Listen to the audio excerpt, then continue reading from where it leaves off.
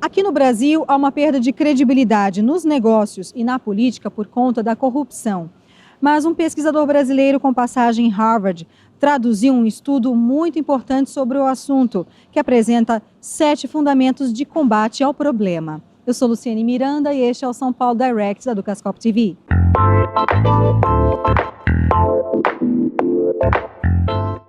Eu converso agora com Henrique Flori, que é estudioso no setor de gestão pública. O que traz esse livro?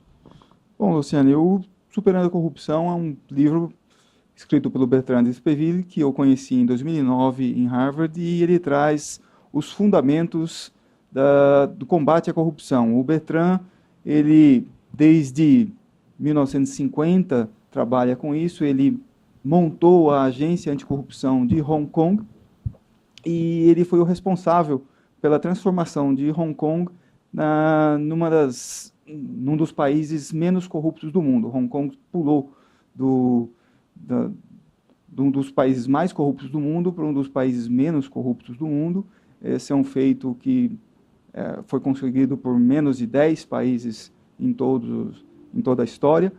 E essa experiência, mais a experiência dele de vida, faz dele uma das maiores autoridades em todo o mundo em desenho e implantação de estratégias anticorrupção.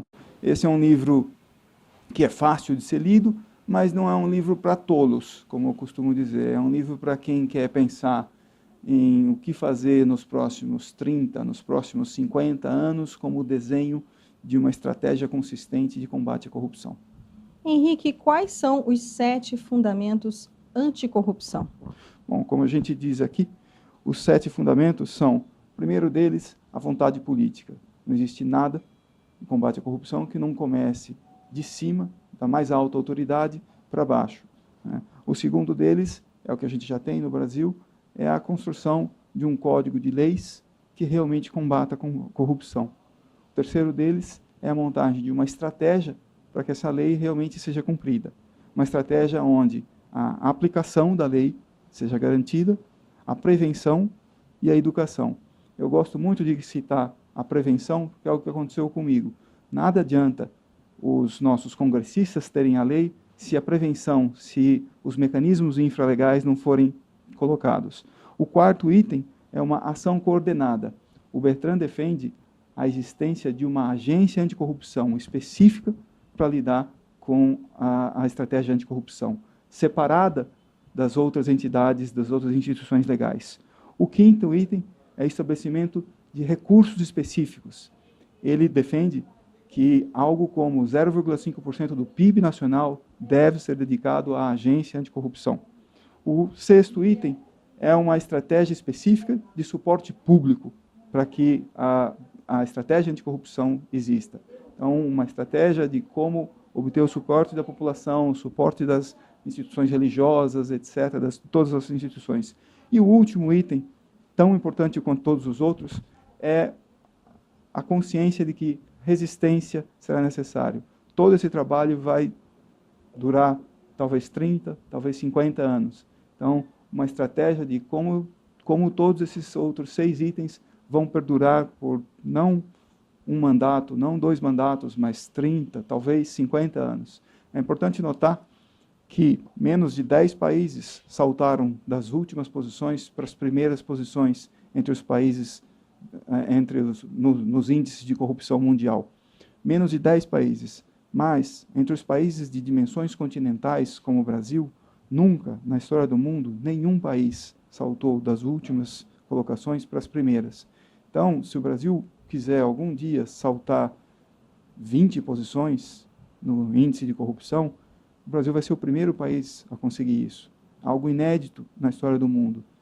Um livro como esse, talvez não seja a única solução, mas pode dar um caminho possível, um caminho para reflexão, um caminho sério, um caminho consistente, onde as pessoas podem pensar sobre o que já foi conseguido, o que de sucesso já se conseguiu no mundo e o que a gente pode pensar em conseguir, talvez, no futuro. A forma como Hong Kong mudou a sua cultura é uma forma como nós podemos tentar mudar o Brasil.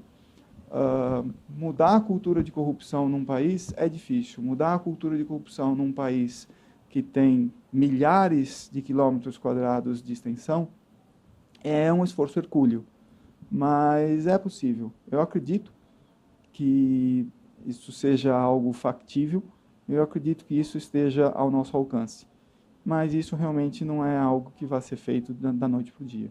A questão da memória fraca do brasileiro, de acompanhar casos de corrupção, principalmente na política, e reeleger essas pessoas, né? Conviver normalmente e até aceitar, entre aspas, a corrupção. Como é que você avalia isso? Isso faz parte realmente da nossa cultura, isso faz parte do que a gente vê, do que os nossos pais viram, do que a nossa sociedade vê de tudo o que aconteceu. Novamente, isso só muda com o tempo, isso só muda com educação, isso só muda com uma mudança lenta e paulatina de todos os nossos valores. Isso não vai acontecer da noite para o dia. Como é que você vê o papel da juventude brasileira?